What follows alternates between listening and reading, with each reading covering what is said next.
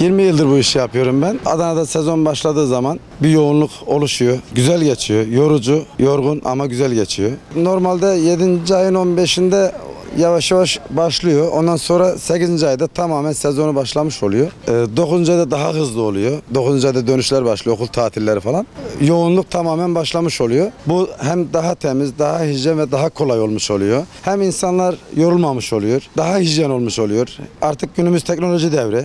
Ondan dolayı şu anda müşterilerimize çok memnunlar. Aşırı bir yoğun ilgi var. Bir kere gelen bir daha zaten kesinlikle evine biber götürmüyor artık.